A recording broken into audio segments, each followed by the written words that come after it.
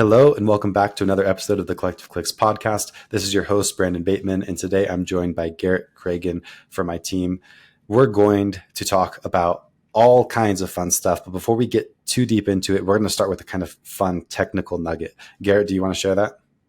Yep. Okay. So before I get into this is a little bit on the higher end, but I'm going to be putting a Loom clip in the notes for this episode, so you can go and watch me do it in an account.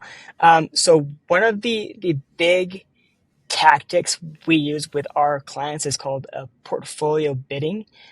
Basically, how that works is it lets you combine the data from different campaigns to pool the learnings of each of those campaigns into one bidding model. The way we do it is we have that shared amongst all of our clients, all their campaigns, so the impact is a lot greater.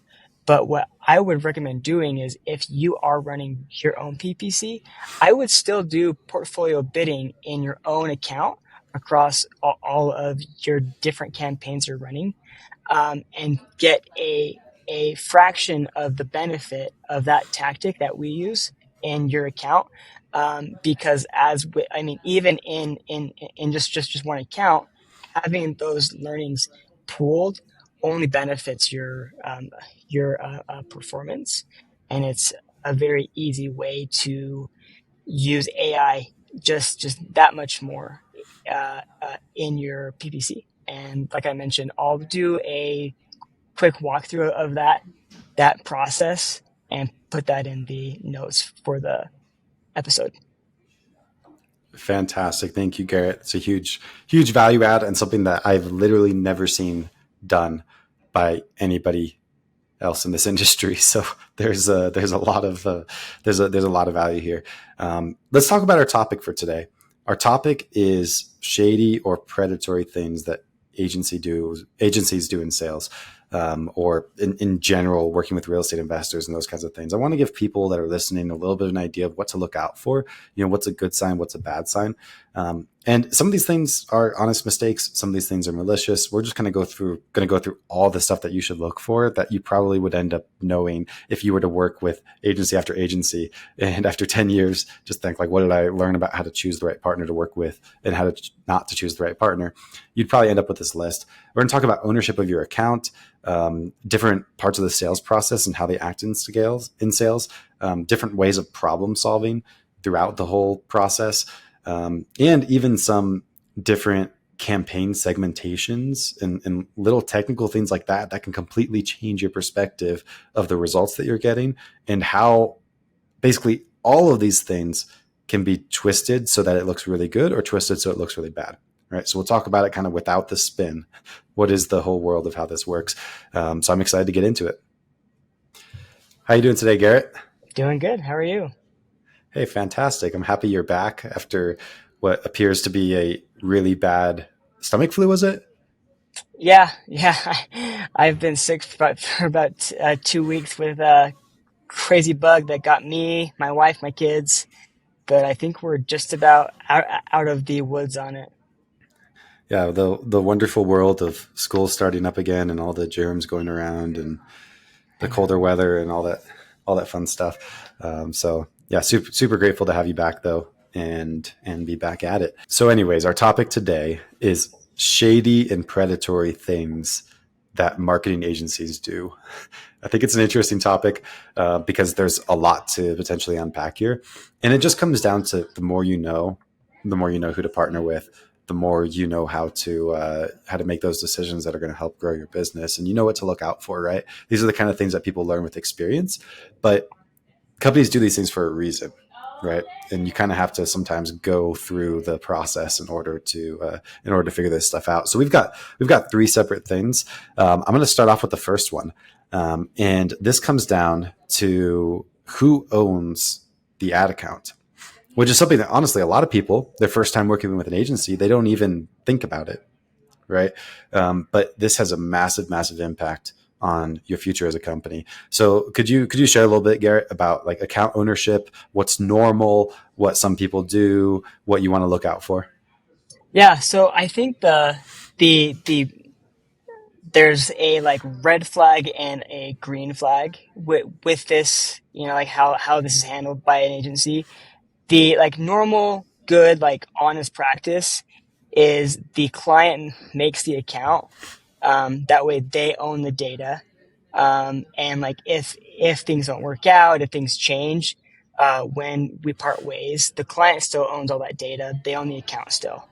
Um, what happens sometimes is agencies will try to strong arm clients into staying around by requiring that they, the agency, make and own the account. They they couch that as like, our way of doing it is like is very like proprietary and secret, and if you own it, then other agencies could steal our secret sauce.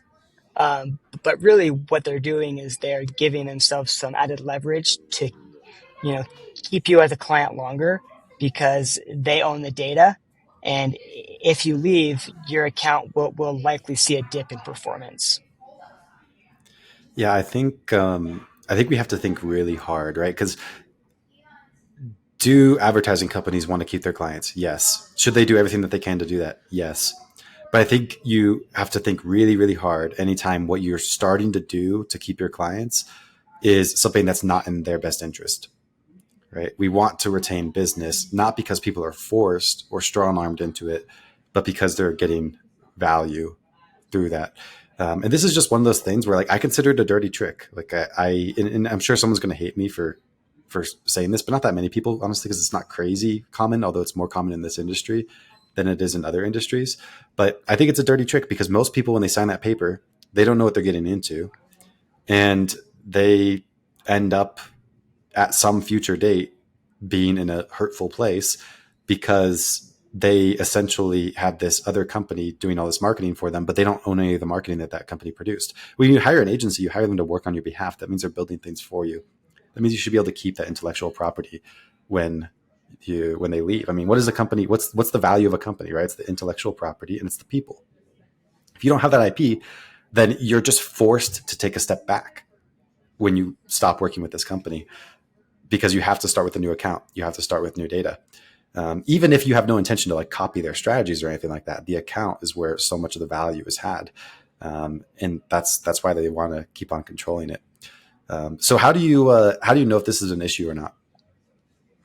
Um, well, I think it's well. Hang on. What do you mean? How do you know if it's an issue? Okay, let's just say I'm in the sales process with a company and I'm trying to figure out like, can I own the account? Can I not? Like, what kind of questions do I ask them? How will I know that Mm, this is set up properly? What kind of contract terms am I looking for?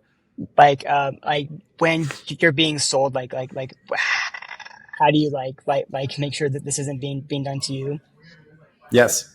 Yeah, I would just ask them point blank, like, will I own the account or will you own the account? And when we part ways, will I be able to take it with me?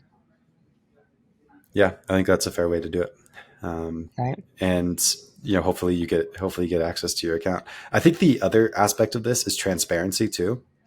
Companies keep that stuff really close because that means is that you can't hold them accountable to how well they're actually doing because you actually see the results. It's like me being a salesperson and telling you, I don't want you to be able to look at how many appointments I'm going on or how many leads I get or how well I'm following up with them or anything. You're just going to get whatever sales you get and that's it. You Yeah. can't do that as a salesperson, right? Because it removes all the transparency. And it's not like theoretically, if you're closing really well, do I care about every one of those individual things? Maybe a little bit, but ultimately it's the end result that I care about more than anything, right? It's the result. It's how much are you selling? But if I don't have access to that, then it just removes this amount of transparency that just should be natural to the relationship, so that we can have that mutual respect and know what we're each doing. Um, I think it's a not allowing your clients to access their own accounts is a really good way to make it so they can also never find out that you made a mistake or that the amount of spend that you say you had was actually different. So maybe they're overpaying for their spend. Mhm. or not be able to hold you accountable to the fact that most of their bad quality leads were because of these search terms that they're not able to review because you call them proprietary, which proprietary just means I don't want you to see it. And because like all the best marketers, they don't have anything proprietary because they're just moving so fast forward that like I mean, in this podcast, we publish all the stuff we do for anybody, including our competitors, to look at and try to execute. But that's okay because we're always moving forward so fast that we'll always have an edge. I think once you start Yeah. thinking scarcely, like this is all we have, and if someone were to get this, like if your secret sauce is that simple, then it's not a secret sauce, if you Right. ask me. And I mean, I would just say that if they claim that they have a secret sauce and they have to hide it, it probably isn't that good of a secret sauce. And frankly, like you said, like there isn't a secret sauce as far as like how you're like as far as how you build an account. Like there's just not. And if that's like their claim, to me, that's a major red flag that gives you an insight into how they're going to behave throughout your partnership. So, like, of everything that we discuss here, that to me is like the biggest red flag is them not giving access to the account because it's just a lack of trust, a lack of like equality in the partnership. And it's not because they have this crazy, amazing formula that works every time, because it doesn't. Yeah, yeah. I think there's something to that, and just thinking, does this behavior in this one way reflect what you might do in other things, right? Because as soon as a company you start branching into doing things that aren't in your best client's interests so that you can make more money from them, how far are you willing to go down that path? There might be a Slippery slope. lot of other things, right? And it's really easy for like company leaders to be decentivized. I One example I'm thinking of this is Facebook. So Facebook, the way it works, if you create the account, then it's impossible to transfer permanent ownership to someone else. Like how there's a weird thing of how it works, and so many companies, like even because it's like it's easier to do it on behalf of the client, right? So then we're taking clients through our onboarding process with Facebook ads. It's actually a little bit more complicated, and they're like, "This is more cumbersome. Why am I doing this in a way that's harder than our previous agency?" It's because I firmly believe that everybody needs to own their own IP. If you're not going to own your own IP, you might as well just go do pay per lead, right? Buy someone else's leads. There's maybe if they ran ads for you, it would be on your brand or something. But the IP is like the single most valuable thing in all of digital marketing for real estate investors, if you ask me, right? So that's why we feel so firmly about that even when our clients are saying, no, I don't want that, it's a little bit harder to go down that path, we take them down that path anyways, because that's what's better for them, right? I think that's the mindset that you have to have as a company. At the end of the day, we retain clients through doing what's best for them, not through strong arming them into something that's not actually good for them. And it's like you said, super slippery slope. Any other comments on this before we go to number two? Nope. All right. Let's talk about how they act in sales, what they do in sales for different companies, because everybody kind of has their own style, right? Hmm. I'm curious to hear from you, Garrett. Any like red flags in the sales process in terms of how they're marketing themselves, how they're selling themselves, that shows you that this could be a shady company? I mean, I think the like an agency salesperson's favorite tool is the audit, right? Because audits are a great Yes. way to look like you're a freaking marketing genius, show every small thing going wrong as a major red flag that's going to, tank your business. Um, and give the impression to, in general, a less educated audience than the agency, uh, how all of these things going wrong are bad and how they're going to do all these things better and it's going to be perfect. So what I would say is, if they do want to do an audit, that I think that's great because then they're giving you more personalized context. But I would watch to see where they like if everything they find is bad and if they don't show things going well, then they're being disingenuous. So I would say that in the audit, look for overpromising, exaggerating problems, and focusing solely on problems. And then I would even say like have that audit like cross-checked by someone else and see if what they're saying is even valid. Because often those audits are done by a sales rep that isn't going to be in the platform with you. And they're just trained on like things to look at and things to say, and it might not even be true. Yeah, you're totally right. And I've heard so many audits because this happens to our clients sometimes, right? And this comes as a virtue of our clients having access to their accounts and data. They can also take a third party and they can choose to audit our work, which I think is a right that they should have. Right? But then I see these agencies create this whole like video about all these things that are wrong, and really what's wrong. Like, for example, classic example, your conversion rate's really low. So you have all these issues with your landing page, et cetera, when they don't understand that we're doing lead sculpting. And because we're sculpting leads, which if you don't know what that is, listen to some previous episodes and learn about that, et cetera, then it makes our conversion rate look low. So now you're looking at the cost per conversion and you're assuming that's cost per lead when it's not actually cost per lead. And it's because you don't actually understand the strategy in the account. And you're just a salesperson looking at a Google Ads account and trying to make decisions. I had a client reach out to me the other day and they're like, this person found all these issues with their account. And I'm like, well, welcome to having anybody do an audit for you.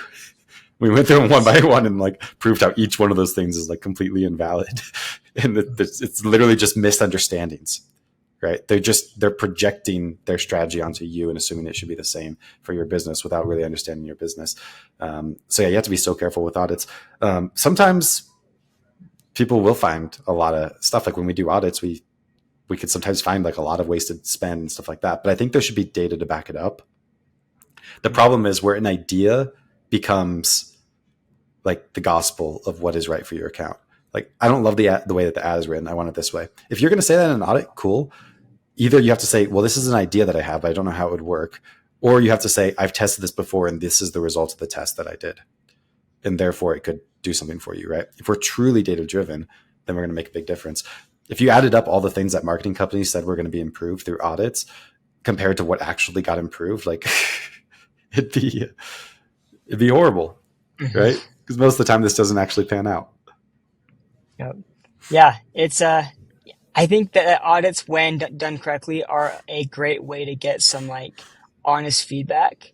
But when they are done based on scare tactics, that's when they're harmful, and you're not getting the agency's true ability to assess and optimize an account.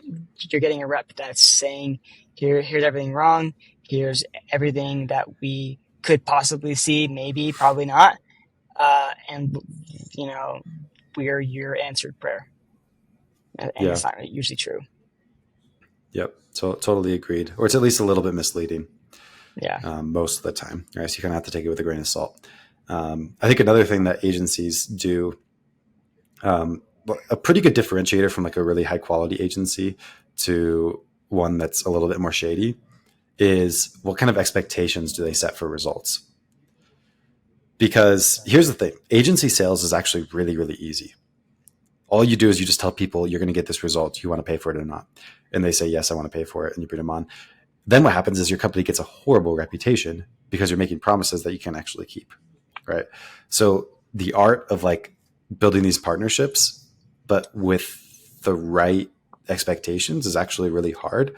And I think you'll very commonly see that agencies that are a little bit more shady, they're making a lot of promises about results or setting really firm expectations about results, when in reality, they can't actually control those things that well. And when they have a lot of experience, then they either have to decide, am I going to continue to set this expectation, even though I know that's not true, in which case they're lying, or they have to kind of shape up and be honest, because no company bats at 100%, right? And they should be upfront with you about that from the very beginning, that not every one of these stories has success and the things vary a lot. At the end of the day, some clients are going to be very successful and some clients are going to be less successful. And I think only talking about the one group and not about the others is just some sort of like blissful ignorance of reality that is nice to have, but I don't think it's setting fair expectations when you with your partners when you're starting to negotiate deals to work with them to hopefully take your business to the next level. Yeah. Yeah, no, it's true. I think like if like the outcome range is from like here to here, they'll skew like kind of their like top 5% of outcomes that they've seen like maybe twice. Mm-hmm. But what we do just to kind of give like a different like perspective is we will like work with our client, get an idea of what they want to see as far as like results go, and then we'll backtrack, that end outcome of ROI or cost per deal, and show them what cost per lead we would need to hit that, and like show how that like fits within our likely outcome range, and help them like decide if like that those outcomes work for them, like fit what they're looking for, and like have them be involved in the decision. That way, when they do work with us and things start to roll in, they see results. They match up with what they expected. They're happy, we're happy, and their business is in a place where they have the staff in place to handle the results that they were promised, right? Like things go poorly when results are overpromised. Um, Eventually, everyone loses that game. Uh, Besides the rep in that first meeting who gets that sale, right? Yeah. And like 10% of the clients who actually get that result that they promised, Sure. which you just have to know if you're saying things like that, you're screwing over 90% of your clients. Right. I know there's always that 10%. I think, but honestly, you and I have experienced this because we manage a sales team. It's a sales personality. This is something you have to like actively fight against as a company, because what do salespeople do? Like salespeople are undaunted by failure. That is the sales personality. What that means is, like, I can tell you, I walk into a room with 10 light bulbs. One of them's out, 9 of them are on. I say, what's wrong with the one? Why is that not on? A sales personality could walk into a room with 10 light bulbs, 9 of them are out, one of them's on, and say, that is awesome. That light bulb's on. And then they'll go tell the whole world. 90%. Yes. They'll go tell the whole world about how they got their light bulb on. And it doesn't matter, right? Because they every time the light bulb goes out, it's fine, right? We don't care because we're so relentlessly focused on the right thing. And they're optimistic, right? I mean, at the end of the day, like this is so this, I think, even ranges, it goes away from just the concept of shady companies, because I think that many companies do this with good intentions even. And we have to be really careful that our sales team doesn't start to do this, just like wanting and hoping that something could be true. Like, what does a visionary person do if they want and hope that something's true? Like, they already believe that it is, because they're living in the future, right? They think that this can happen, and they have that relentless optimism, and you need that. But the place for that is not when you're giving someone expectations for them to decide if they want to invest money in something or not, right? There's a place to be like really, really level headed, and there's a place to be really optimistic, and you just have to be so careful about it, in what you say. Another case where I think this comes into play is case studies. I love looking at case studies for marketing companies, because it's so telling what you see in the case study. How do you think case studies are built in misleading ways sometimes? I think there's a few ways that they're skewed. The first one is they're based off of like the best month of the client ever, and they like Yes. take out all of the months of learning or of dips or of challenges. Mm-hmm. They're vague, where they don't know what worked, like why that like one client popped, and so like what they like explain in the like the in that like write up is very vague because they don't know. Or it's not their average outcome, right? Like they have one client who just blew up. It's not standard. The outcome is like you know unmatched in their like most common range outcomes, right? And they push that as like, see, we can get you 35x. And it's like you did it once over a month. That's awesome, right? Um, Hmm. and so I think it's in general going to be vague. It's going to be skewed, and it's going to be an unlikely outcome. Yeah. No, I totally agree with you. I even just had Shannon on the podcast the other day, and we talked about a client of hers that has 100x return. You bet we're not making a case study Make it out a of that, case though. study, baby. We're not making that a case We're not study, right? going Because to. that's not normal, right? Unless we have like repeatable, solidified results. That's why I hate case studies that are like, oh, look, Garrett got a deal after 14 days or whatever the case is. Like, if I was a casino, I could make case studies that make you believe that you can make money coming into my casino. Like, hey, look, Mhm. Garrett won the jackpot. He only spent $20 and then he made $2,000, right? Does that mean casinos are places where it's smart to go spend $20 if you're trying to make money? Probably not, right? Even a blind squirrel finds a nut sometimes, right? And Yep. unfortunately, those nuts are the ones that become case studies, and all the nuts they were supposed to find that they didn't never become a case study.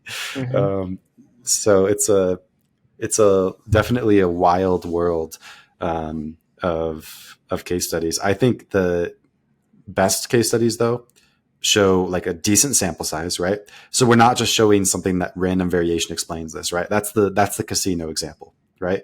Does somebody go into a casino and leave with more money? Yes. Does the average person go into a casino and leave with more money? No. That's not how they work. So you need sample size, right? If a casino could show me that someone went in and spent $1 million there over 3 years and ended up with more money, then maybe I'd believe something, right? But you want to, you want to understand what that larger sample size, and then definitely they should be able to share like what contributes to the outcome. And the other thing is like, and I think we might be the only company ever in the world that does this. So maybe all the other, I'm not calling every other company in the world shady, but typical clients, typical results. How many times have I rejected even a case study that we wanted to publish that has even a good amount of data that shows a result that's just not typical of our clients? A lot. I reject every one of them. Mhm. Why do I do that? It's because I don't want to set an expectation for someone else that we're going to get them that kind of result. I think when you publish a case study, you're basically saying, we did this for them, we could do it for you too.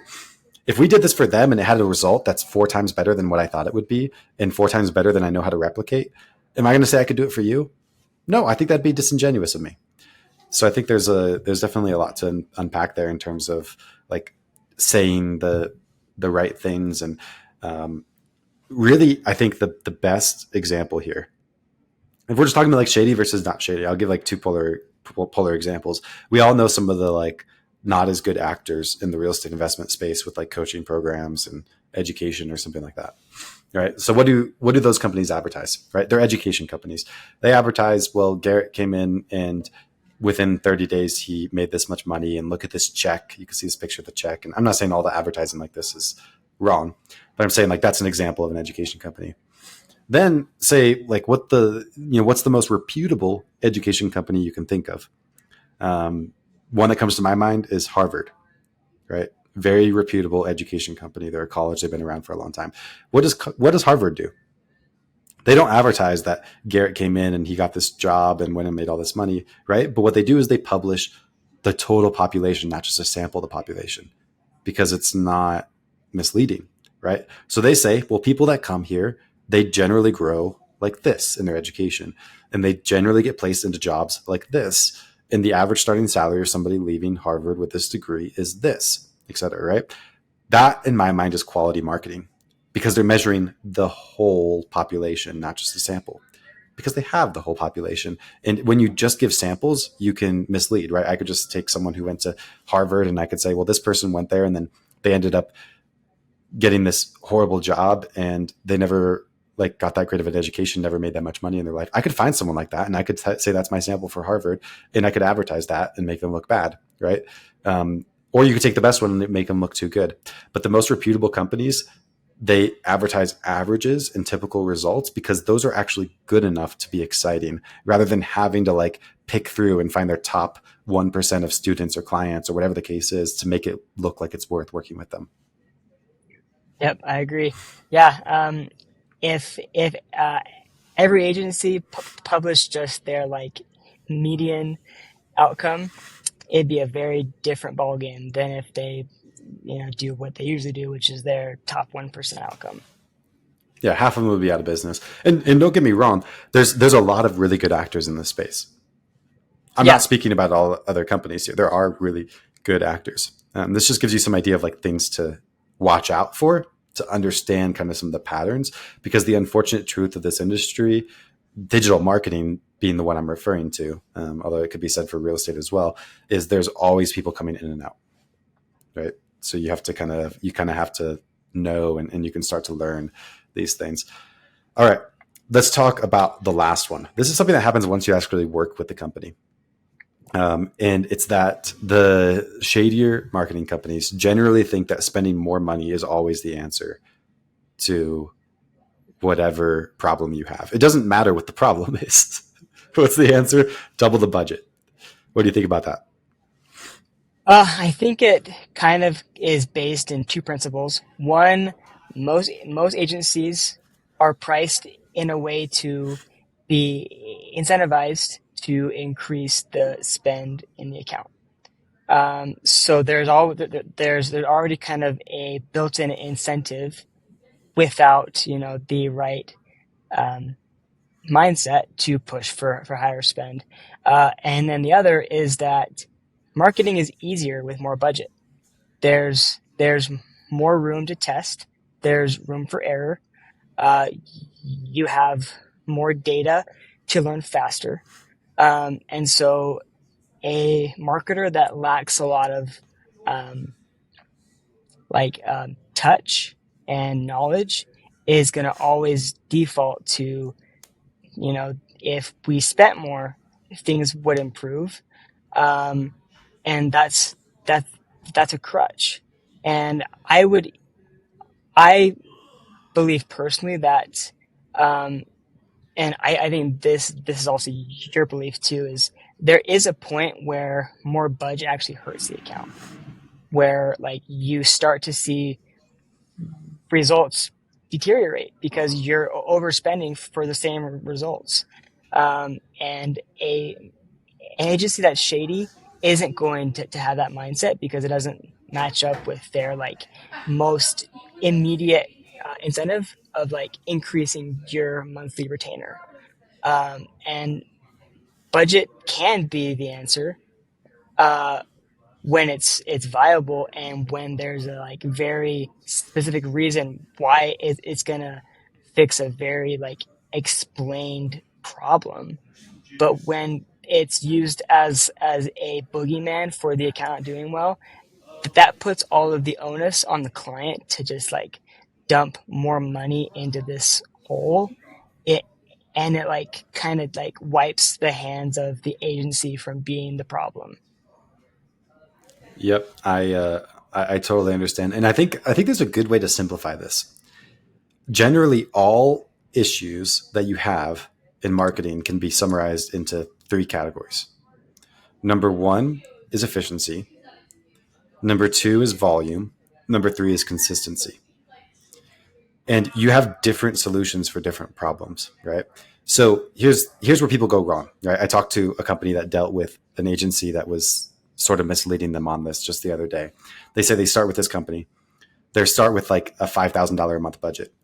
They don't get the result that they're looking for. They got like a $800 cost per lead or something, which for their market was 2 to 3 times what they should have. And the lead quality wasn't anything special, right? It's not all about cost per lead, but basically the metrics weren't trending the right direction.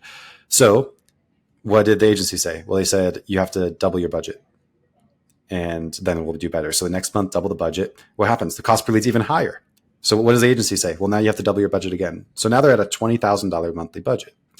And then the cost per lead goes from there all the way up to $1,200. And the quality is still nothing special, not what they need to hit their results. And at that point, they just quit. It's like, okay, we've doubled our budget 3 times now, and we're spending way more money, and we're not getting there. So why did that not work? It's because you solved an efficiency problem by adding volume. That never works.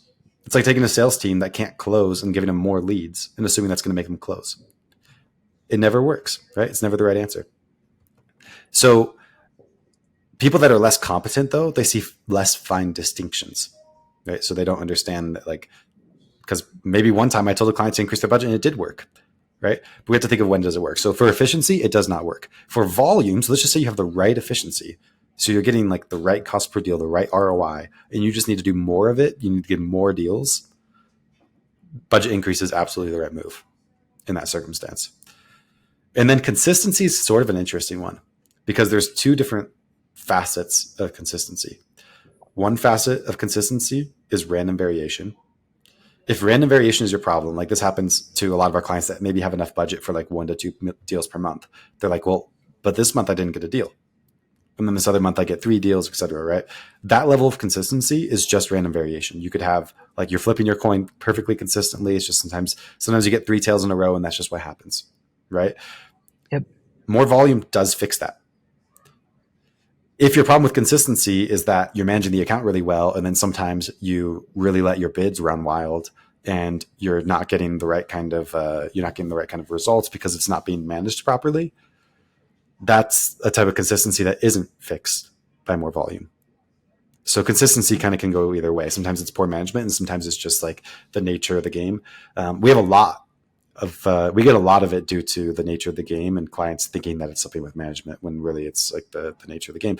But in those situations, volume fixes that because now you're just flipping your coin more often, and it doesn't actually fix it, right? You're still just subject to the same laws of random variation that exists in the world, but it feels like it fixes it because your perception is that it's more consistent because you now might do in 1 month what you used to do in a quarter from a budget standpoint. So it's reasonable to assume that you'll be as consistent month to month as you would have been quarter to quarter before. So sorry for going like way too deep in that, but that's like in my mind when I think like what problems do you solve with more budget? There's a select few problems that you can solve with more budget. And if you have an inefficient campaign, more budget is not going to be the answer to your problem. And the shady agency will tell you that it is. And it's just a really painful, really expensive lesson to learn. Yep. I agree. Gets ugly. Yes. Sorry for the soapbox. That's great. Okay. One last thing that I want to talk about. Let's talk about performance-based agencies.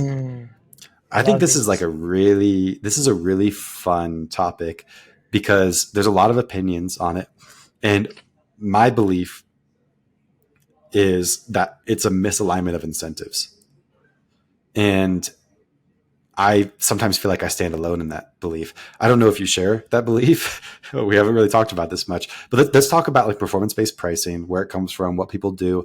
And then do you think it's a good idea or do you not? Yeah. So, to like give an example of this, it's like if an agency says like, you only pay us if we get you, this result, these number of deals, otherwise we're a free service. And I think that like, that's a great offer for like marketing. Like, of course, like it's free unless I make money. Heck yeah. Like sign me up. But the trick there is, it's kind of like in pay per lead where like they like build in disputes into their price, right? And then they like raise the price as you dispute. That's how this is too, where they're betting that enough clients won't dispute that they didn't get results, that they'll win in the aggregate. So it doesn't mean that they're this like bleeding heart agency that, doesn't want to be paid for bad work. Like they still want to be paid. They're just betting that this offer brings in enough clients that they can win in the aggregate. Mm-hmm. Yeah, and that's a super neat perspective. That was a little bit different with mine, but I agree with it. Some other flavor I'd add to it is that I see this kind of go one of two ways. Either it's kind of a bait and switch, right? So it sounds like that, and then like the terms and conditions are ridiculous, and then it's like weird stuff like, or you don't pay us, but actually you do pay us just only for like the first 9 months, but then we'll work for free until you get your result. But you still have to spend $5,000 a month on advertising. You're never going to spend that for years until we can get you results, right? If we haven't already. And, so there's just like little things in the fine print that make it just like completely irrelevant, where it's a cool hook for marketing, and that's it. The other thing I see is there are actually true performance-based agencies out there that legitimately will just get paid based on performance. and they don't rely on the the numbers like you were talking about. But they have a way different model. Because I've known some of these companies, I know how they operate. So the way that it works is they take on a ton of clients, and then they put kind of bare minimum work into each of those clients. And when one of them takes off based on natural variation or whatever the case is, then they get paid well on it, and that's how they make their money. It's kind of like, let's just say I told you, hey, I'm the best at sales. I'm going to be your freelance acquisitions manager. So why do people generally not use freelance acquisitions managers? Well, because what I could do as a freelance acquisitions manager is now I can make contracts like that with the top 100 companies across the United States. But I'm just one person, right? So guess what I end up doing? Cherry picking. Because I, like, you send me leads. Am I going to like show up and knock on that person's door if they haven't answered the phone? No, because I'll just have an agreement with someone else who will give me an easier lead to close, right? Am I going to say that your leads are good or that they're bad? I'm going to say that they're bad. Am I going to follow up with someone 40 times or one time and see if I can get them like right off the bat, but then just give up on them after that? I'm probably going to give up right after that because I have an unlimited lead flow, right? Same thing happens with agencies where, like, what you really want is the equivalent of like an in-house acquisitions manager with like really good accountability around all the metrics, where they are going to squeeze every last drop out of that lemon. That's what you need from an agency that's managing your marketing. But you can't expect them to do that if you're not paying them to do that. That's why I love like all these really attractive looking agencies that are like low price, or maybe it's a flat price and it doesn't scale as you go up. That's one of my favorite ones, right? Like, oh, if you have a $1,000 budget with us, or you have a $100,000 budget with us, we're still just going to charge you $1,000 to manage it. You know what some people think about that? They think, I'm going to save so much money when I'm spending $100,000 later. You know what I hear when I hear that is, I'm going to be underfunding the heck out of my campaigns when I'm spending $100,000 a month, and the opportunity cost of that is going to be massive. You can't do that, right? That's not actually what's in your best interest. So yeah, there's a lot of things that look better than they actually are. I think performance-based pricing is totally in that category, because those companies, they don't care about your success as much as if you were like their sole client. What they care about is, can they play the numbers game, and can they have success with a small number of projects, which are the easiest projects, which means that if finding success for you is hard, then they will give up early. Yep, I agree. And I think one other, this probably isn't as common, but when an agency is comped on performance, they're going to haggle over like lead quality, lead attribution, how your team like worked the leads, like all kinds of things, way more than if they're just paid like a retainer.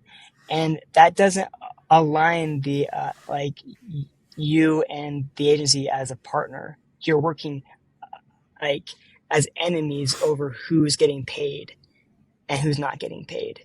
And I think that's just a really toxic setup, because it puts you in an adversarial like spot as the client, where you're having to fight your agency over if you should or shouldn't pay them. And like, that's just not going to lead to an awesome outcome for you as the client. Yeah. Almost always. Yeah.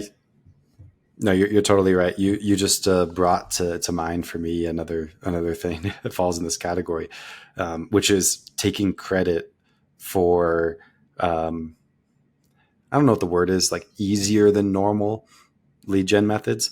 Classic example, branded traffic, right? If you're working with a high level agency, what they should do is they should be helping you understand the difference between branded and unbranded traffic. So the distinction here, branded traffic. So this is the super simple. Let's make it about Bateman Collective, right? If you're online, you're searching for Bateman Collective and you find us, and then we get you with a PPC ad, you fill out that form. What value did PPC add in that circumstance? It added something, right? We caught you. Maybe one of our competitors would have been in the ad spot, whatever the case is. If that ad wasn't there, would you have like found us somehow? Would you probably scroll down to the organic results and clicked on that? there's a high likelihood of that, right? What's the source of that lead? Probably not PPC, right? Could we say that PPC assisted that? Is PPC the net that caught that lead? Yes. Is PPC the source of that lead? No, because if someone's searching for Bateman Collective, they heard about Bateman Collective somewhere else first. Nobody just searches that randomly, right? So wherever they heard about that first, that's where they came from. Versus if someone's searching for like sell your house fast or whatever the case is, and then you bid on that, like there's a great chance that they didn't know about you before. So this branded traffic, you kind of have like a really strong advantage on. I recently did an audit with someone in this industry where we looked at their PPC, and what they're saying is, actually, I'm pretty happy with the company I'm working with. We've got like a 5x return or whatever the case was. I said, I know you're doing a lot of TV ads. You're doing radio ads. You're doing mail with your brand. You have a really strong brand. Are you differentiating your branded traffic from your unbranded traffic? They said, what is that? Basically. Mm. So we go through this process of separating things out in their account. What we find, the results from non-branded are almost abysmal. They're getting so little. And then most of the deals they're getting through PPC are coming through this branded. So where they spend 90% of their budget was this unbranded stuff. And where they spend 10% of their budget was generating most of their results. That shouldn't actually be attributed to that, right? But they were kind of meshing it all together. So they thought that PPC as a whole is going well. When what's happening is that one thing is kind of overly taking the attribution, and the other thing is being bolstered by that, right? You'll find this everywhere in your business, right? Where success of one thing kind of covers up the failure of another. It happens in PPC all the time.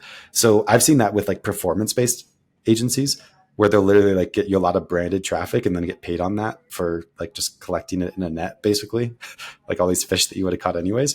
But even with other companies that are working with you that aren't differentiating like leads from retargeting versus not from retargeting, leads from branded traffic versus unbranded traffic, for example, where it is in your best interest to understand those things, because otherwise what happens is you keep on scaling your budget. But when you scale, you don't scale branded, because branded doesn't take that much budget, right? So when you scale, you're scaling the part of the campaign that doesn't work. And so many companies I've talked to where they're like, PPC works, but it doesn't scale.